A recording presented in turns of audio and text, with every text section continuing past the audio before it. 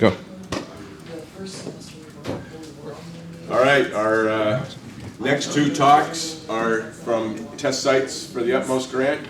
And first up is TJ Hitchman, University of Northern Iowa. Thanks. Good morning, everybody. Okay, so I guess I might as well put it up front. Like the subtitle of my talk is Lessons in Failure. That is, so as far as trying to implement SAGE in my linear algebra class this last spring, that part, I think, of the class really failed. And so and it'll become pretty clear from the data I got back from survey stuff. And so I guess I'm presenting a cautionary tale of some things to avoid when you're trying SAGE in the classroom for the first time. Okay? So yeah, obligatory bit of outline. Here we go. So what is my course? It's a standard linear algebra class. This is the official catalog description, right, which is basically devoid of any real content and guidance, like all of them are. Where does it sit in our curriculum? Well, we have only one linear algebra class. We have only one. It's normally aimed at sophomores, it's, people who are, it's concurrently taken by students who are in either Calc 2 or Calc 3 usually, sometimes after those classes, but usually with one of the two of them. And because of where it sits in our curriculum, it is all things to all people. So whoever gets assigned linear algebra, you get your own version. Something weird happens. Okay, so UNI is a medium-sized regional comprehensive university. We have a small master's program. We have a long history of training future teachers. We used to be the Iowa State Normal School, and so a lot of our students still do focus on secondary education. And we have a pretty successful actuarial science program, and those students have to take linear algebra, so they're a core group of people that I see a lot of. And then, we have a small smattering of an actual math major. And then, of course, like any other school of our size, you'll get some physics majors, some computer science people, some econ people that kind of run through a linear algebra class. I surprisingly I had a couple computer science people. I didn't have any econ or physics last semester. I did have one biology student who was a senior. She was actually pre-med and going off to a master's program to learn about how to use MRIs properly. So she was really interested. She was actually one of my best students. My student, yeah, a lot of them were freshmen. A lot of them. They had taken Calc 3 as their entry class at UNI, and so they were taking linear algebra as their second class in the beginning year. So I didn't realize how much this was going to happen. I had to be going to have to be a little bit more careful about the transition to college issues that happen. And they had really low comfort and really low experience level with computers and programming, and yeah, it was like pulling teeth. Okay. I also taught a dynamical systems class last term, a standard like one variable, nonlinear dynamics, quadratic maps and their behavior kind of thing. And I tried to get those students to use SAGE a little bit too. Their opinions were about the same as my linear algebra students. For materials, I used Jason's modifications of Ben Woodruff's book, and it is Ben Woodruff, right? Ben. Yeah, I've never met him, so yeah. And as the actual text, and then the Shalm's outline series is a backup sort of suggested reading because it has a lot of problems in it. And then I produced a SAGE beginner's worksheet, which I'd be happy to share. I think that worked out reasonably well. And then I did several SAGE-based assignments during this semester. What went well? Well, so I made a really bare bones screen caps with red circles and arrows and a description on the back of each one telling what it was kind of sheet for making an account even, because a lot of them were really uncomfortable with this, and then my SAGE beginner's worksheet, and there's links to those things, and the slides are already up on the wiki, right? I presume those links might actually work. And then if you want those, you can steal those. The basic beginner's workshop I did 2 days in the first week of class, where I held an evening session for an hour, and I invited the students to come, and I had them make accounts in the first 5 minutes, and then I got them to open up the worksheet and try and work through it and ask questions and discuss. And that worked really well for the students who made it. But right about the time that I got that all set up, we had a huge snowstorm blow through Iowa. And so the first one I ran, only 5 students came. And the second one I ran, I had 10 out of the 40 students and the faculty that I had invited. So, yeah, I was a little disappointed in the turnout, and that didn't help. The focus in the basic in the getting started worksheet is really on manipulation of a worksheet. Oh, go ahead. Are you mostly a residential campus? I mean, was the snow a decent excuse, or did they just not want to come? Well, we have a lot of students who work 30 and 40 hours a week too, so Okay. even the evening can be difficult for them anyway. But yeah, the snow was a decent excuse, even though we're a residential campus. It was a big storm. It was really nasty. So it sounds like your intro workshop was more for just your class. It was aimed at my class, but I mean, I think that particular experience would work for any brand new user. But Actually, you said you invited faculty. I invited the faculty from my department to try and start the process of showing them what SAGE was about, and Russ came. Yeah, rest is good guy. Yeah, but nobody else. Okay. So following what I learned from the SAGE prep workshop last summer, the basic intro worksheet is really about worksheet manipulation, like how do I make a new cell, how do I delete a cell, how do I make a text cell, how do I do basic worksheet commands, save, download, things like that. And then how do you get help? How do you get help? So how does tab completion work, and getting into the documentation, and then some really basic examples. Okay, so what didn't go very well? The students need way more support than I gave them. And I said this to somebody at some point, think of the most technologically disinclined student you can, now think of the class where that person is the best with computers that you've got, and plan for that. And I said this even before the semester started, and I guess I didn't believe it enough. It turned out to be exactly like this. Okay, and then my SAGE assignments were too big. I gave sort of, I think there were 5 of them in this semester, and they were rather long. I advise you when doing this to give frequent small ones instead, and to give very focused instruction on what kind of commands they might need or might find useful. Just the computer savvy was really, really low. Was there a problem of sort of lack of retention of what between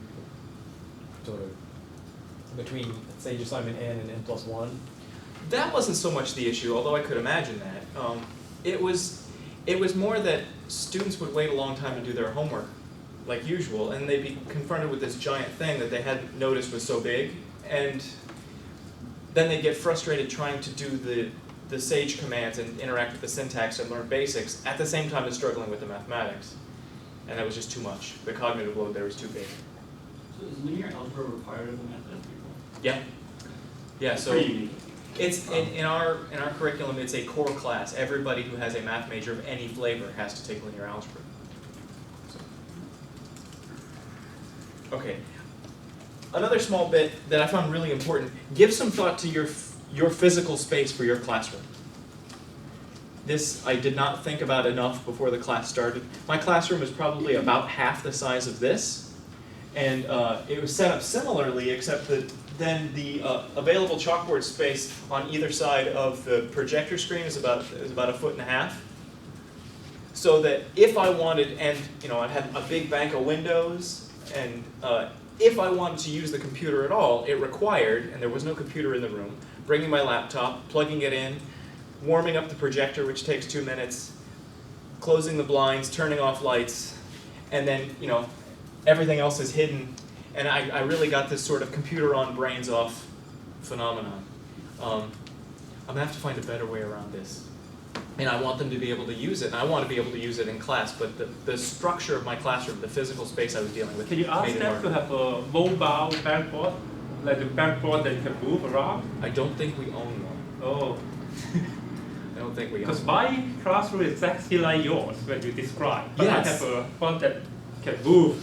Right, that would help. I would really love to have some space where, like, I know I talked to Jason about this before, and he says that he has a room where he has one screen sort of off to one side and more chalkboard space off to the other, and he can have both up at the same time all the time, and that would be really great. If you can manage that, if you've got a classroom that'll accommodate that, go get that classroom. I have to specially request that classroom. Yeah, so Because I heard that's, that classroom has a smaller capacity than Yeah. normal too. right. But, so think about that, Okay, here's another thing, and this is sort of not about SAGE so much as it is about me. I haven't taught a traditional lecture-based classroom in a long time. I do a lot of inquiry-based learning teaching, and I thought, well, I'm doing all this other stuff. I don't want to have to write IBL notes on top of it. I'm going to try and do a very traditional thing. I think I forgot how. I think I forgot how to give a sequence of effective lectures that were aimed at the students at the right level and paced correctly. It just, yeah. So I'm going back to what I know, what I do better. Okay. The text was not a particularly good fit for me, and that's not an indictment of the text. I think it's just not a good fit for me. I ended up, because so much of the basic computation is front-loaded in that particular text, and then it tries to backfill sort of understanding and larger picture, that I ended up with a let's sprint through the material once, and then let's recover it kind of mode, and that just didn't feel good. Do you have an idea of what would be a good text for you for linear algebra or something? I'm writing one. That's what I've been working on, basically. Okay. I've got some old linear algebra notes that were my take on the subject 5 or 6 years ago, right, when I just like to let it come out of my brain. And so that's what I've been working on the last couple of days. I also kind of like this one, Schifrin and Adams, a geometric approach, but I'm a geometer, so yeah. I'm basically going to be, I'm going to write up my notes and sagify them and let the students have it if they want to read it, but I think it's a little hard for my particular brand of students now. And that book I'm going to tear apart and turn into a sequence of inquiry-based learning tasks, I think. I'm going to have a busy summer. So one thing I'm going to, were you in a computer lab?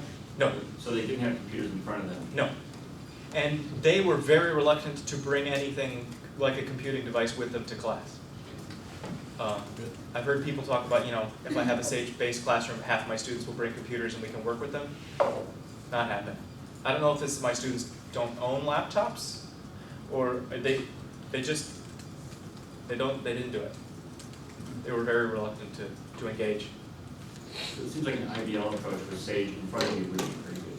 Yeah, I think so too, but I have yet to learn how to make that work. Okay, so a couple of my students really took to it. I'd say 2 or 3 maybe really liked it. Like after they spent some time working with it, they got the idea. And you guys have had this experience, right? You sort of get over the learning curve and, oh, what a powerful tool. I could use this to do all sorts of things. I only had 2 or 3 of them who made that transition.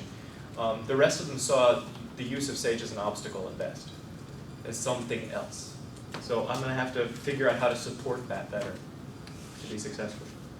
Oh, okay, so because it was a brand new experiment, I was doing 10 million new things, I did a mid-semester feedback, a really formal one of these small group instructor diagnostic things. So somebody else came and visited my class and had a class-long discussion with them about what they liked and what they didn't. And this is basically the feedback I got when it boiled down to it. They liked me, they could tell I was trying really hard. They wanted to like the class. But here's what they had to say. They hated using Sage because it was this extra obstacle. I hadn't supported it well enough. And then, of course, there's this, which for anybody who teaches with an IBL thing, you'll get this complaint until they get convinced that this is the way to learn. And then they wanted more small homework. That I met them halfway. The rest of the semester, I gave them a lot more small homeworks. Okay, so, and for first-time experimenters, this is actually a really good idea. I think this saved my course evaluations. I don't have tenure yet, right, so that was a big deal. This saved my course evaluations. Like, if I'd not let the semester go the whole way, I think that they would have really been in the toilet and I would have heard about it. But because I showed this willingness to engage, they gave me a big free pass on a lot of stuff. Okay, so from the standard course evaluations, just to give you some of the real formal feedback, right, from the end of semester stuff, I had this done during the last week of class, the standard course evaluations. Only 2 of them mentioned Sage in any way in the written comments, and both of them says just we wish we hadn't done this. So, yeah. And then, right, so from the student assessment of learning gains instrument, which I used, and I sent you this morning, Susan. How much did my use of it in class help for learning? Now, it's going to be hard to read back there, but this is no help, a little help, moderate help, lots of help, way, awesome, great help, and not applicable, right? And all of them are similarly aligned, right? So that's not really great. And how much did your own use of Sage help your learning? Same, right? How much did the digital Sage textbook help your learning? Also not good. How much did the paper Sage, well, most of them didn't print it. How much did the online documentation help? Right? Okay. That's really it's really depressing to read through these. Actually, the class went fine, but they were really unhappy about having to do this because I didn't do it right. Okay, so I just collected some themes from written responses. There are one or two who were positive, but mostly it was this kind of statement, that using SAGE made the material twice as hard to comprehend because they had something else to wrestle with.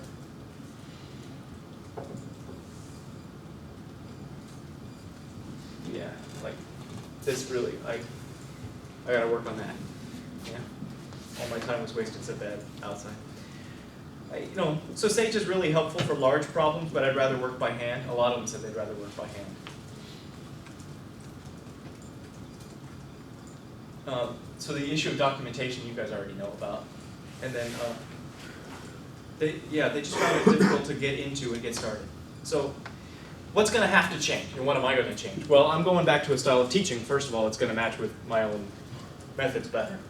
And then I'm actually going to pass out my tasks on SAGE worksheets. Now, that's not going to require them to do the tasks in SAGE, right? They don't have to actually do the work that way, but they have to go at least get it that way, and so that the tool is in front of them when they have to think. And then they're free to do the problems however they want. Hint, hint, nudge, nudge. It's in the SAGE worksheet. I hope that will sort of put them in the right frame. And I'm going to break it up into much smaller pieces. It's going to be on the order of, here's a SAGE worksheet that's going to cover us for the next 2 days. 5 problems. Here's a couple commands at the top. So I really like Rob Beezer's adjustments to Tom Judson's book, where at the end there's like a SAGE tutorial on material and then a structured set of problems. That's sort of what I'm going to be making. And then I'm still going to use this Sham's outline as a safety net text because it's got tons and tons of work problems, right? It can't hurt, and it's pretty, well, cheap enough. $15, right? Compared to a textbook, that's free. Yeah. Sales tax. It's cheaper than your Tom's book. Yeah. So, okay, after all the doom and gloom, things really were okay, except that they were unhappy about this, right? They were unhappy. So to combat that, you have to structure a lot more help. Yes? When you say they were okay, are you saying their comprehension as illustrated on the final? Is that what you mean by they were okay? I'd say that they got the basic idea of linear algebra well enough. It's the first time I've taught the class at UNI, so there's a lot of improvement that's going to have to happen for both me and them. But, it came out all right. They didn't hate me, and I don't hate them, and we sort of learned some linear algebra. Right? I mean, it's sort of this bare minimum acceptable college class, right? But the point I'm trying to get at, and what I'd really like to do, the reason I want to use SAGE in the classroom is that I'd really like to get to this question. Like, how do I teach them to think of the computer as part of their tool set? As a thing that they can use to investigate and work with? And so I don't presume to have the answer to this question, and I've talked to a couple of people who also claim to not actually have the answer. But if you want to talk about this, I'd really like to. Okay. That's what I have prepared to say. Thank you for your attention. If you guys have other questions, I'd be happy to take them. Go ahead, Ron. So I taught linear algebra this last spring, the first time really making SAGE a big part of it. And my classroom was physically a lot like what you described. Okay, so how'd you My handle it? screen was in the corner, which was good because I had boards. But it Yeah. was bad because it was up against the bank of windows. So, Oh. definitely pulled Yeah. blinds. So what I would do, I prepared, so if I maybe had 35 lecture days, I think I made about 10 or 15 in-class worksheets, 20, 25 minutes, and I would save those for the last half of the hour. So I would turn, Break. I had a kid do the lights, and I'd drop the shades and warm up, I had a little routine, I'd get everything going. And I did it at the end of class so that I didn't just go on and on and on, because I was having so much fun. Yeah. But they would ask lots of good questions, and I had these worksheets all prepared. Okay. And they would ask lots of good questions, how does this work, like, what if you did that? And sometimes I'd get off track. It was good thing to do, improvise. And I did not so many in the beginning of the semester. And when we got towards the end, like linear transformations, I did one every day. But I had to figure out what to replace, what did I used to do sort of as lecture at the board? What am I now going to replace that with in a worksheet? So where are these worksheets? They're all on my, I'll put a link someplace on the wiki. They're all on my course page from last semester. And of course I had the advantage, I used my book with all of the SAGE stuff that I had written. Sure. I don't collect any homework, but I give like 7 exams. And I ran an experiment. I let them bring their laptops in and connect to our Sage server on campus during their exams. Yeah. It's a little dangerous. They had full internet access. It was a small group, but I'd walk around. Yeah. So they were motivated to learn it in the sense that they were allowed to have it during exams. Yeah, that's a good, that's a really good thing. And I would, you know, the directions on the exam were really structured. You may only row reduced matrices on this question. You know, you may Okay. only use determinants to get characteristic polynomials, or, you know, I would restrict Okay. what they could do. Okay. Yes. I haven't thought it through yet, but I'm really excited about the idea of the single cell server, Yeah. that that students don't have to establish an account. Yeah. Yeah. Why that intimidates them, I don't know, they get accounts for everything else in their lives, but, and then I could have my notes or exercises on a web page, and it could say, yes, here's how you would do that in your Texas Instruments graphing calculator, and here's how you would do it in Sage, and here's a Sage cell you can do it in right here. Yes.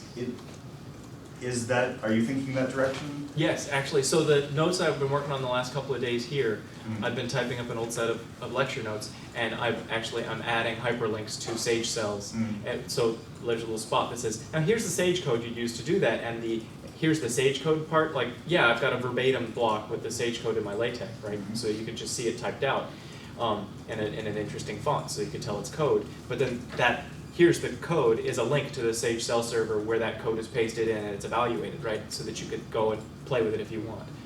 And so that combined with here are the problems for the next week, which is going to be more like what you're talking about, right? My commentary and the problem, and then, oh, here's a couple of Sage cells, right? Yeah, I hope. And a related question, not particularly for you, but about Sage cell. I've heard, I don't understand how it works, that it's somehow related to JavaScript. Is this something we might one day be able to embed in a PDF document, so we can just put it in our LaTeX code? What do you mean by embed? I don't know. Okay. I could totally see it being embedded in an ebook, which is an HTML format. In fact, it might work already, I'm not sure. They do JavaScript in the new ebook format that just came out at the beginning of this year, or late last year. But I don't see an actual interactive Sage cell happening in a PDF document, just because a PDF document doesn't support the JavaScript and web requests and things like But that. I can do animation things in PDF through LaTeX that are written in JavaScript. Right, and actually I guess there are server requests if you're using the Adobe Reader. That'd be great, somebody submit a pull request. Yeah. Yeah. Well, I would ask, if you want to embed live Sage code, why do you want to embed it in a PDF? Because I write things in PDF. And it's easy PDF's for- great for print, but I think. Right. Okay. Bob Well, says print kind or of build reading HTML. online. Yeah. Seems like mixing two things that are, not the container I would put it in, I guess, is my point. So, regarding your big issue, Yeah. why are your students going to be using linear algebra later on in life? I mean, so I was teaching linear algebra. It was admittedly to honors students. Yeah. But I could say to them, you know, in real life, if you're in computing or economics or something, you could easily need to row reduce a 100 by 200 matrix. Yeah. Let's do that by hand. And you know, you can easily convince them they don't want to use their hands to do it. You can easily convince them that a computer is the obvious tool to use for these things. So, then the question, I mean, so. Okay, so maybe this is the point.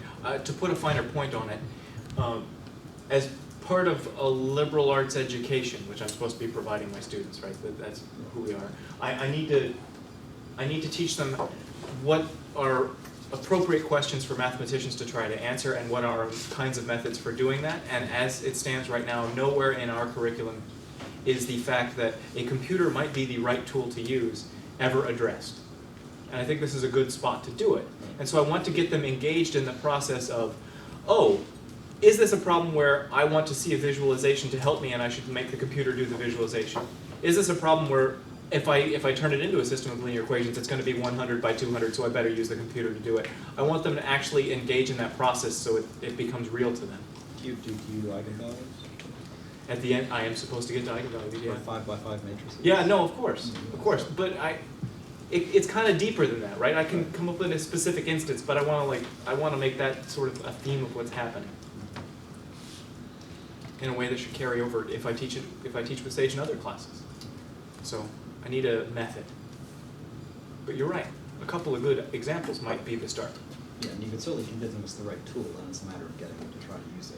Yeah, to like make the switch from I'm a person who uses a pencil and paper because that's how I was trained, right? To I'm a person who uses pencil and paper, and oh, by the way, I also know how to use this tool, right? Yeah. I think your idea of not making them use Sage is key. If they don't feel like they're forced to do it, then automatically their attitude is better when they pick it up because it's the right tool for the job. Yeah, I think so. I think that actually, you could even force them to do it, but it sounds like with the large assignments, there was sort of, they needed like opportunities to fail without consequence at it for a while. before Yeah, they- that's exactly right. Yeah, That's exactly right. and that's why I asked about being in a computer lab. It seems like that's how you need to model that for them, and they can do it regularly. Yeah. And that's why it seems to me like it'd be important to do it in a computer lab or something.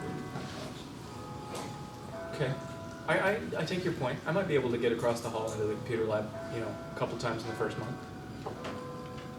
Yeah. How did your students turn their Sage homework? Did they turn in hard copies or worksheets? No, they would share the worksheet with me. What was your policy on giving credit to Sage homework? Well, so my homework policy is generally pretty lax. I mean, I want to see that you've done it, and I want to see you've made an honest attempt, right? So they share the worksheet with me, and if it looked like they were getting it, this was their opportunity to get feedback from me more than it was. So it's more of a formative assessment tool than a summative one.